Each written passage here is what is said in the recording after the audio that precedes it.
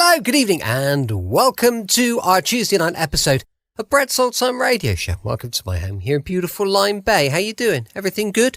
We are looking forward to Easter.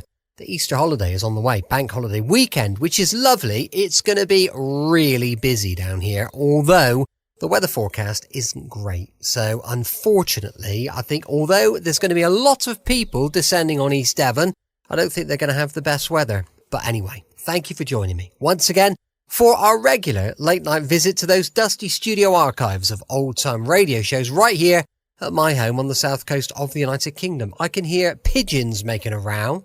I can hear seagulls in the background, and I can hear lots of little dicky birds tweeting away, which is lovely. Love a little bird in the background. I'm Brett. I'm your host for our Nighttime podcast. Welcome to another episode. I've got Facebook, Instagram, and YouTube. They're all called Brett's Old Time Radio Show. If you could follow me, oh, well, that would be just top notch. Go for it. Now, please do check out our brand new podcast. It's called Sunday Night Mystery, but you don't have to listen to it on a Sunday. That's just when we release them, is on a Sunday night. However, you can listen to it absolutely any time. So do check out Sunday Night Mystery. Just go to your favourite podcast provider. It's all on there, or you could ask your device to play the podcast Sunday Night Mystery, and up it'll come. That'd be brilliant. Now then, it's time, with it being a Tuesday, for Mystery and Adventure from Sherlock Holmes and Dr. Watson. This is a bit of an old classic. It's from the 17th of March, 1947. It's called The Creeping Man.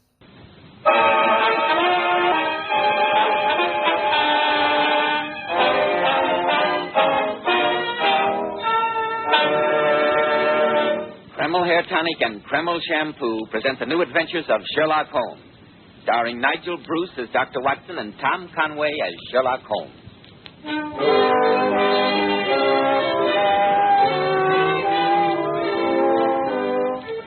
Here we are once more in Dr. Watson's firelit study. The wind is howling outside, but inside the heavy red curtains have been drawn across the windows, and the only sound we can hear is the cheerful crackling of the logs in the fireplace.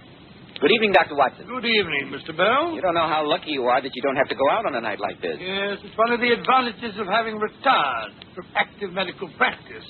You know the old adage, man works from sun to sun, but woman's work's never done. It's a base libel as far as doctors are concerned. You never know when Mr. Smith is going to acquire a black eye, or Mrs. McTavish may decide to present her an addition to the clan. Never a dull moment, eh, Dr. Watson? Oh, dear me, no. That's one thing I've never complained of. If it wasn't a patient who disturbed what little routine I had, it was Sherlock Holmes. I remember one bitter February evening. It was the second winter after my marriage. I just settled down to my after-dinner pipe when the doorbell rang.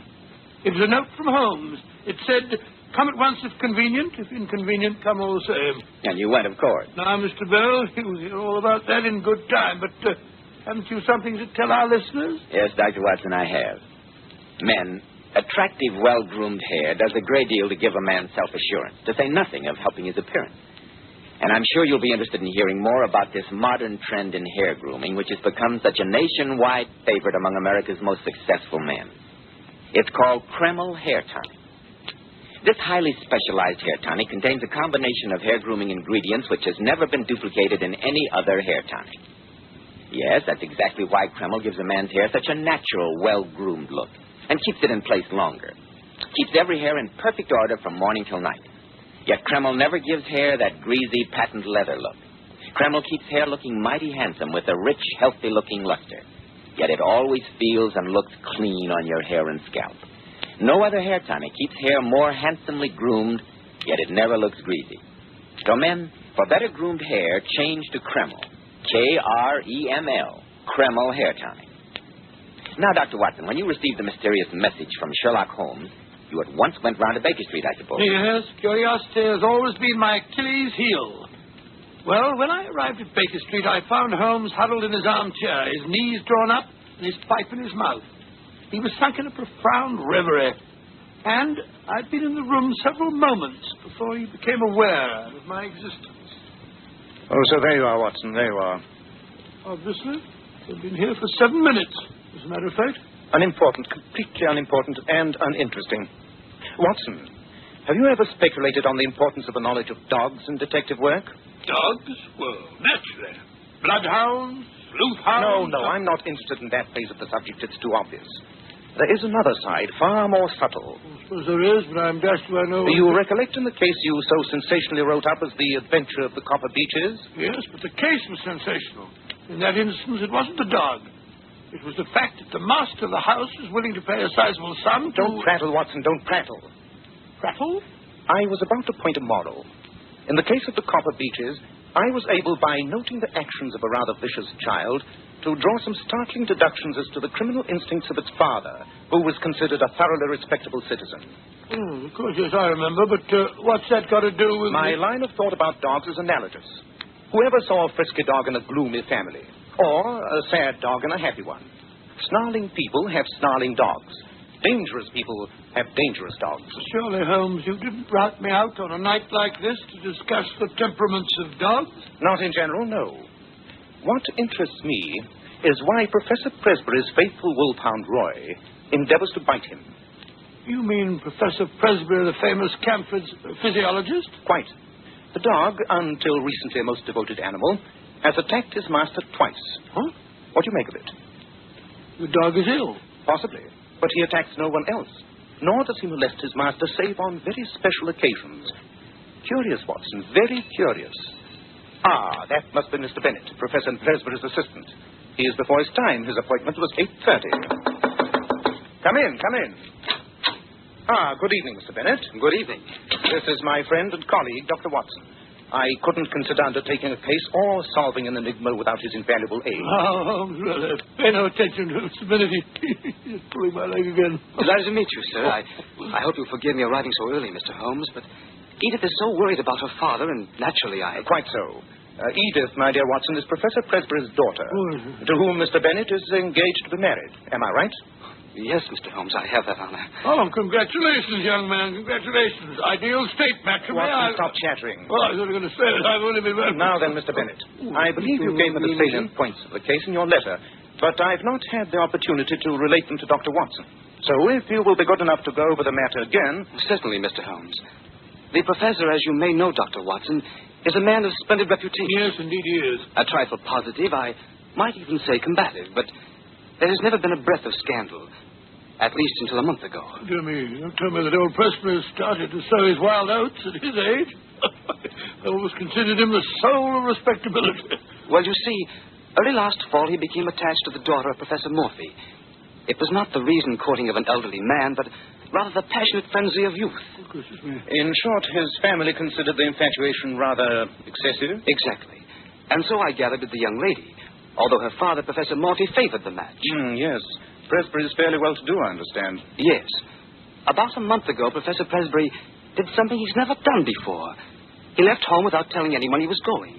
A fortnight later, he returned rather travel-worn. Oh, where'd he been? Well, he refused to say. By chance, however, I received a letter from a friend of mine in Prague, saying he'd seen the professor at a distance. And now comes the remarkable part of the story. Oh? Yes, Dr. Watson.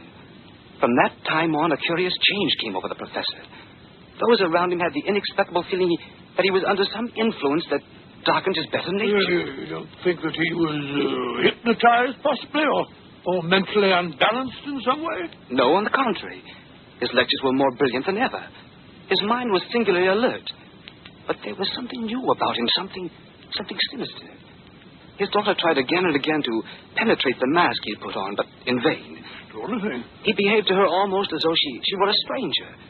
In fact, all of his friends and co-workers noticed a rather singular change of personality. And the incident of the letters, Mr. Bennett. Don't forget that. I was just coming to that. You see, Dr. Watson, the professor has never had any secrets from me. I handled every paper which came in to him and opened all his letters. Yes, of course. Shortly after his return, all this was changed. Certain letters began to arrive, marked with an X under the stamp. These I was in no account to touch. What was the handwriting like? Decidedly illiterate. The envelopes had the EC mark. East Central, eh? Not exactly the portion of London one would expect the professor to be in touch with. The letters were curious enough, but not more curious than the little wooden box. Wooden box? Yes. One of those quaint carved things one associates with a visit to Germany. I discovered it one morning in the drawer of Professor Presbury's desk. He had sent me into his study in search of a cannula.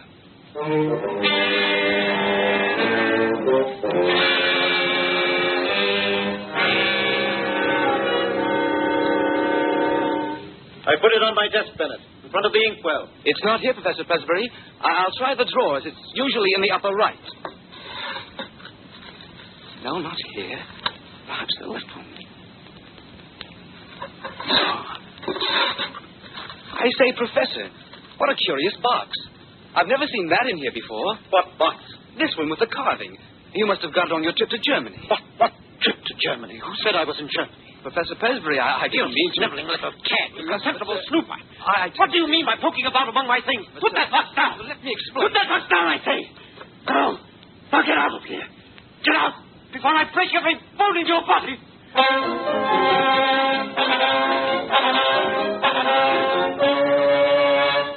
Jolly chap, the Professor. Sounds as if he were heading for an apoplectic fit. Do you remember the date of that outburst, Mr. Bennett? It was December the 2nd. It was on that very day that Roy the Wolfhound made his first attack on the Professor. Attack? Do you mean that the dog actually bit him? Well, he certainly tried to. When was the next attack? December the 11th and again on December the 20th. After that, we had to banish Roy to the stables. Singular, most singular. Those dates were new to me. There have been some even stranger developments since I wrote you, Mr. Holmes. Yes? What I speak of occurred the night before last. It was really a terrifying experience. Yes, go on. I live with Professor Presbury, as you know, Mr. Holmes. I'd retired rather early and was correcting the papers of a lecture I was to deliver in the morning. At 11:30, all was quiet, and I blew out my lamp and went to sleep. A little after midnight, I was awakened by a curious shuffling and muttering in the corridor. It was followed by a series of dull knocks on what I took to be Edith's door. I heard her open the door. There was a gasp, and then she uttered a terrible scream.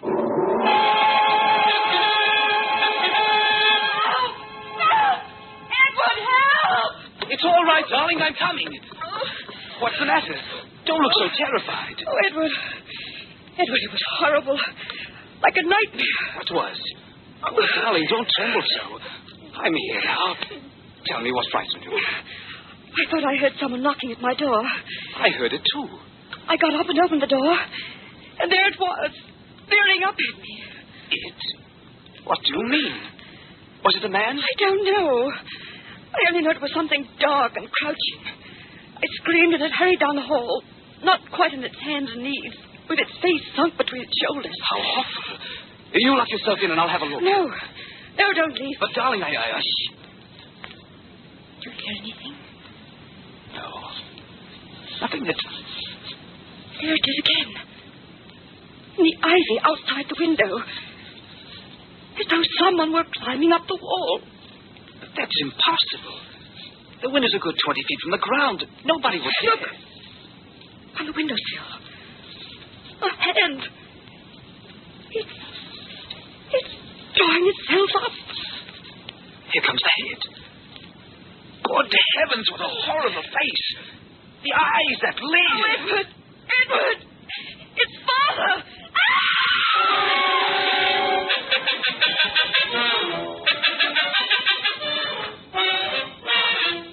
Well, Watson, what do you make of that?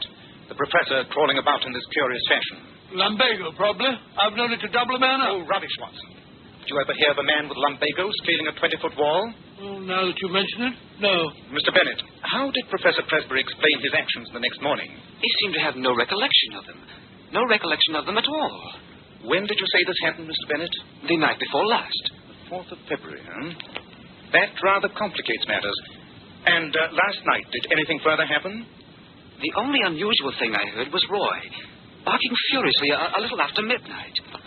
Poor fellow, he's been chained down to the stable. I must confess, if anything else happened, neither Edith nor I would have known it. You see, we both had a feeling of impending danger and slept with our doors locked and the shutters barricaded. Very sensible procedure. I would suggest that you get Miss Presbury out of the house for a few days. Send her away until we can clear this matter up. I've already persuaded her to pay a visit to her aunt in Cambridge. Splendid. Now, as to the dates of these seizures, you will say the first was December the 2nd, the next December the 11th, and the third... Here's a list of the dates. When I first observed abnormality in the professor's behavior, I felt it my duty to obtain all possible data about the case. Excellent. Let's see. Yes, as I thought, the intervals are regular. Putting 2 and 2 together, let us say that every 9 days the professor takes some strong drug. which has a passing but highly poisonous effect. He learned to take this drug while in Prague, and is now supplied by an intermediary who resides in the East Central District of London. Yes, but the dog and the creeping man in the passage. Holmes, the thing's too fantastic to be explained by simple addiction to drugs. It's not simple, not in the least. But patience, Watson, patience. We've at least made a beginning. Our next step is to obtain an interview with the professor himself. What is the best time to catch him in, Mr. Bennett? When would he be free to see us? About 11 in the morning, Mr. Holmes. Good. You may expect us at that time tomorrow.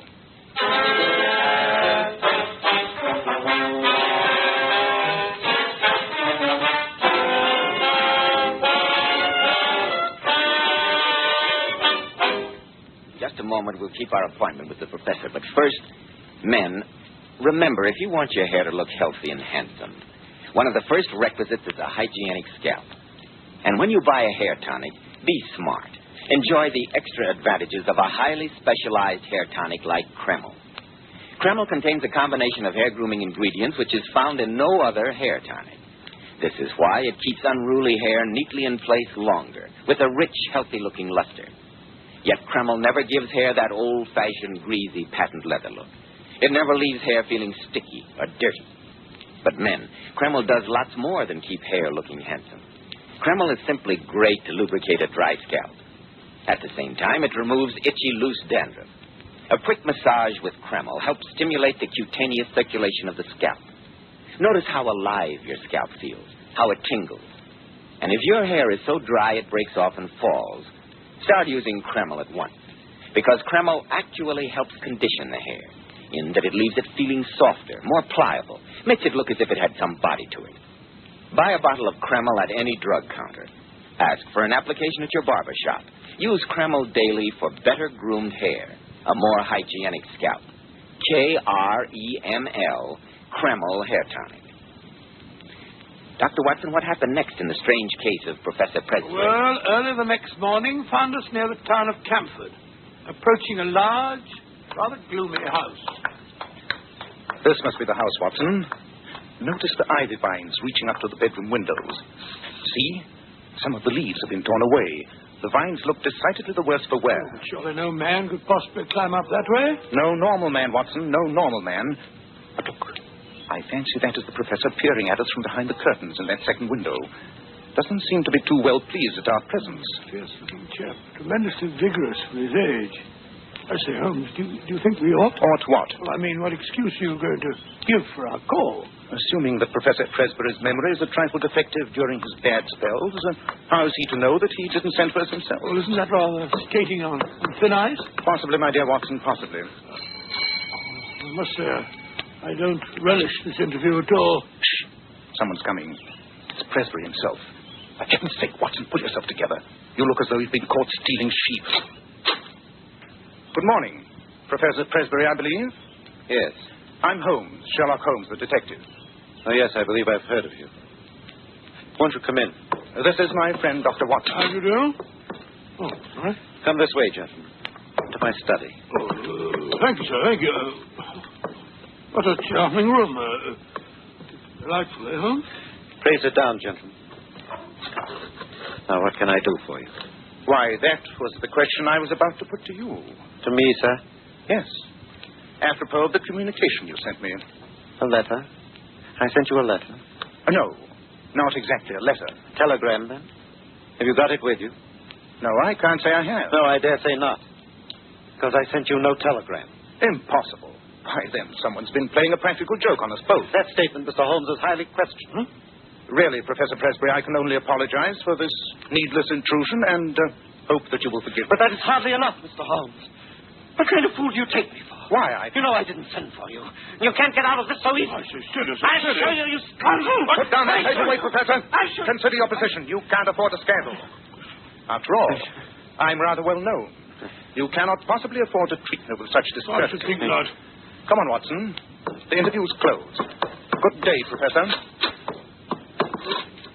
Phew. What a narrow escape. The professor was certainly in a dangerous mood. Yes, our learned friend's nerves are somewhat out of order. Highly inflammable temper. Maniacal, I should say. And yet his mind seemed perfectly clear. Too clear. That was my miscalculation. His memory is quite reliable, unfortunately. strange. Very strange. I must say, Holmes, I'm a bit disappointed in you. All that trouble for nothing. Not quite for nothing. We have seen the gentleman and have gained a personal contact. We have also discovered the address of the intermediary in London. And well, how in thunder... The professor wrote to him this morning. I deciphered the name from the blotting pad on the professor's desk. I say. The gentleman's name is Dorak, and he lives in the Commercial Road. And now, Watson, I'm a busy man. We will drop this case until next Tuesday evening. Tuesday? But why Tuesday? On that date, if my calculations are correct, the professor should have another of his curious spells. We must be on hand to notice the developments and to prevent a catastrophe.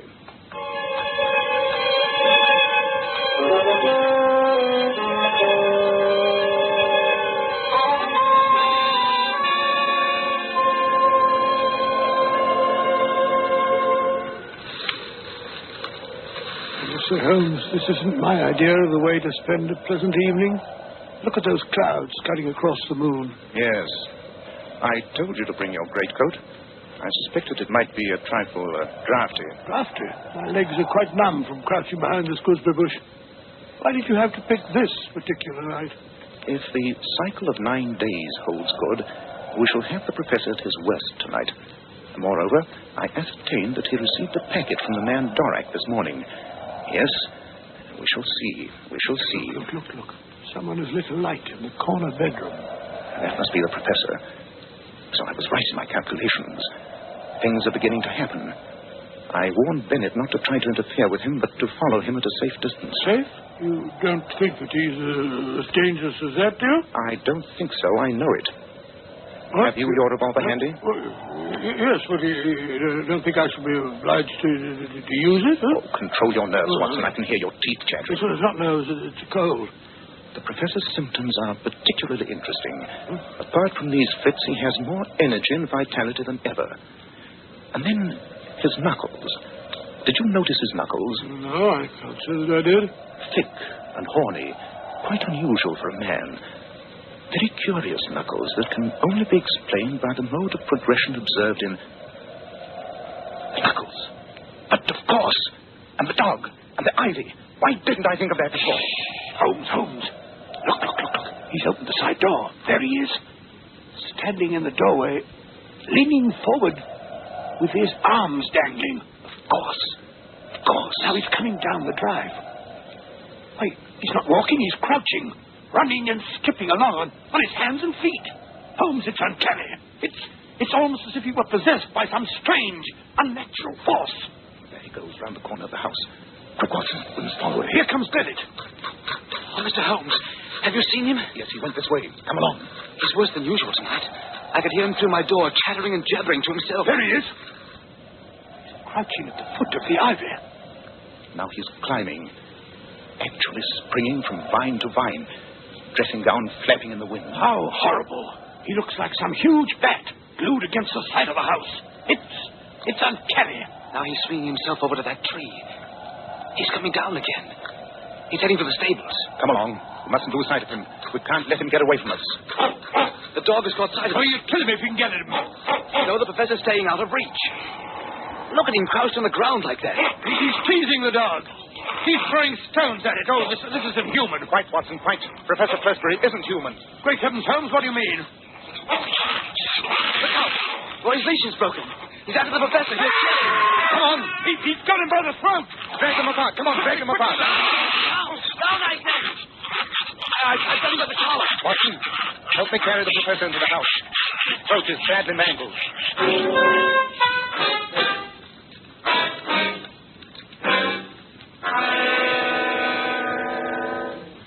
Come in, Watson, come in.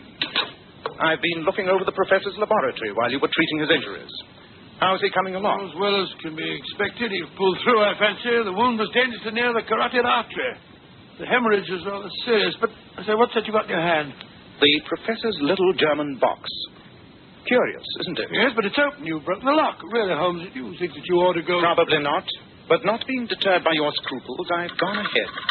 The contents are quite enlightening, if your conscience will permit you to look. 2 files, one empty and one nearly full. And a letter with a cross under the stamp. Yes, that's from our Mr. Dorak, the London intermediary. It contains another note that completely solves the mystery. Here it is. It's signed H. Lowenstein. H. Lowenstein? But I say that's the Lowenstein. Obviously, Watson, obviously. I mean, it's Dr. Lowenstein, the famous Prague physician, who claims to have discovered a serum that will rejuvenate people. It's been tabooed, of course, by the medical profession, because he refuses to reveal its source. And for a good reason. Here, read the letter. Let's have a look. Honored colleague, since your visit, I have thought much of your case. I beg you report fully to me on the results of my treatment. It is possible that the serum of anthropoid would have been better. I have, as I have explained, used black-faced langur because a specimen was accessible. The langur is, of course, a crawler and a climber, while anthropoid walks erect and is in every way nearer to man. But I say, Holmes, this is beastly. The langur is an ape. Quite. It is found on the slopes of the Himalayas, and is the biggest and most human of the climbing monkeys. Then that serum explains the professor's recent peculiarities. He used it in an attempt to regain his youth. Yes, giving himself a dose at 9-day intervals, with the curious results we've witnessed. It's dangerous to trick nature, Watson. When man tries to rise above it, he is liable to fall below it. Even the highest type of man may revert to the animal if he leaves the straight road of destiny.